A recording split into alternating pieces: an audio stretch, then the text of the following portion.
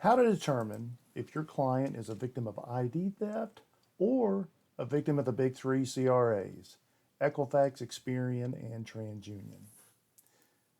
Let's say, for example, a client comes to you and states that he's a victim of identity theft, and he asks for your help, and you're wondering, okay, sure, let me help you. Okay, he provides you three separate credit reports from the three, the big three, Equifax, Experian, and TransUnion. You begin to look at the reports, and you notice, the first two you look at seem to be okay. And then you look at the third one, and you're like, wow, this is bizarre, totally bizarre, off the chart bizarre. Okay, many names, many addresses, many accounts. It did not look like your typical credit report. What do you do? How do you help this person? Well, I understand that. Okay, I recall a few years back, I received a phone call, and the guy on the other end, he sounded very fearful. Okay, he was in panic mode. Okay, he was desperate. I was trying to calm him down. His voice was shaking, and I said, "Okay, what's your name?" He says, "My name is Miguel." I said, "Okay, Miguel, it'll be okay. We'll figure this out." Okay. So I asked Miguel for his personal information. I told him I needed his full name, his address, his social security number, and his date of birth. Okay, Miguel gives me all that information, and I pull up his file. And I begin to look at his credit file. And I'm sitting there saying, "Miguel, give me a few minutes so I can look at your file." And he said, "Okay." So I begin to look at it, and I start to see there's, many names, many accounts, many addresses, and I'm trying to figure, okay, Miguel, let me ask you a question. Okay, name an account that is not yours. So Miguel looks, he tells me, this account is not mine. Okay, I'll look at that account for him. And I can see clearly this isn't Miguel's account because on the account, the social security number didn't match. So I go back to Miguel. I said, "Miguel, let me ask you another question." I said, "Do you have any relatives that y'all may have similar names, share similar names?" And he's like, "Oh yeah, my dad. My dad and I have the same name. He's a senior and I'm a junior." I'm like, "Okay, that makes sense. Okay, Miguel, I just want to assure you, as I see it right now, you're not a victim of identity theft. It looks like yours and your father's reports have been merged together, okay? And we'll take care of that. So I just want to assure you of that, okay?" Now, I ended up telling Miguel I'm going to call him back in a few days after I fix this. But let me tell you the steps I went through to help Miguel, okay? And these are the steps that you can use when you're trying to determine if the file is mixed or not. So before I give you the steps, let me share something with you that Miguel didn't do anything wrong, okay? His file was not mixed with his father's because of something he did. A mixed file is the fault of the big three, Experian, Equifax, and TransUnion. It's the credit reporting agency's database that causes the mixed file, okay? So that's something to keep in mind that, when you're trying to help people with mixed files is that it's not, your client's fault, it's the credit reporting agency's fault, okay? So let me share with you the steps that I take when I'm trying to determine a mixed file, okay? So when you get the file or the credit report and you're looking at it, what's one of the first things you want to look for? Look for a social security number variation. Some CRAs will publish that there is a variation on the file. Well, look at the report, look for that to see if there's a variation. Another way to do this is to see in the social security number section, there might be the last four of the social security number. See if that's your client's last four. That may be an indicator. If it's not your client's last four, that'll let you know that that might be a mixed file.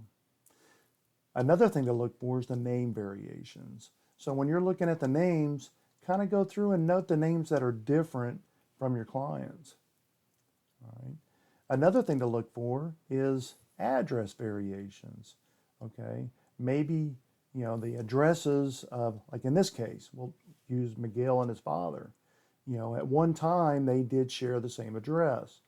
Okay, Miguel might be living somewhere else at this time, but he and his father at one time shared the same address. Now, another thing to look for is the date of birth. And the reason I say that is the example I'm going to use is this. When we're talking to Miguel, let's say I'm looking at Miguel's file, and Miguel tells me that he was born in 1990. Okay, but then when I look to see what the date of birth is that's reporting on Miguel's file, let's say it's 1965. Well, if that's probably Miguel's father's year of birth. So, and that's a question you can ask your client. Okay. So let me share a story with you. Okay. A few years ago, when I was in high school, I was trying to decide whether to go in the military or to attend college. Okay. And I wasn't sure, but in the fall of my senior year, I had a friend of mine named David.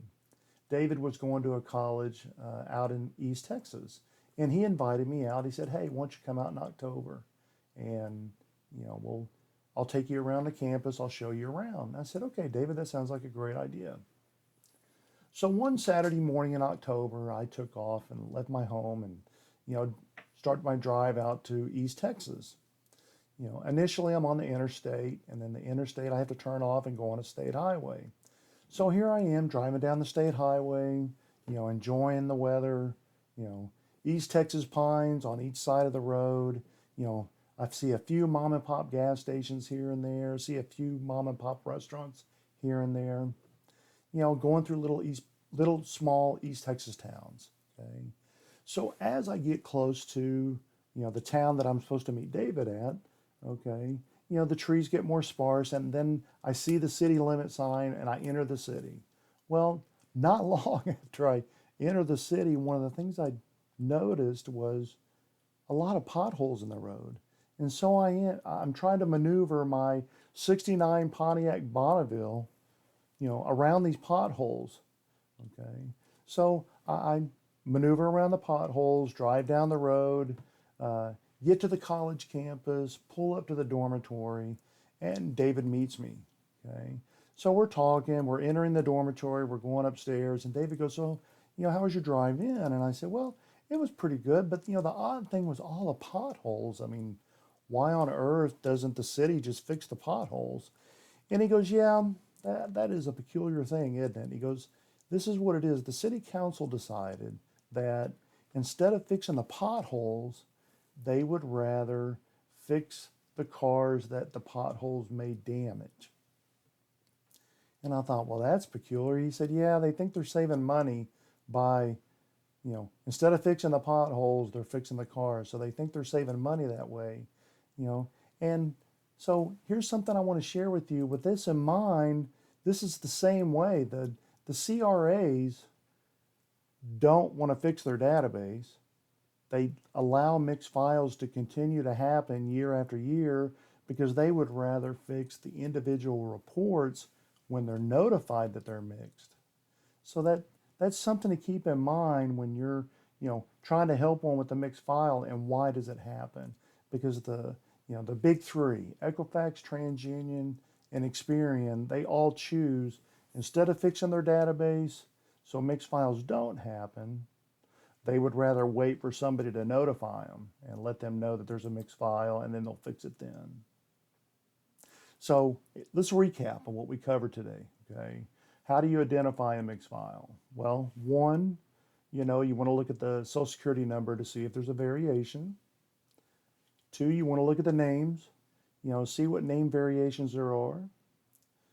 Three, you want to look at the addresses, okay? And four, you want to look at the date of birth.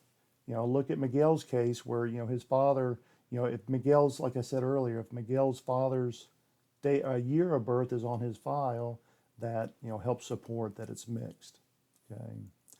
So I thank you for watching my video. I ask that you give me a thumbs up, subscribe to my channel.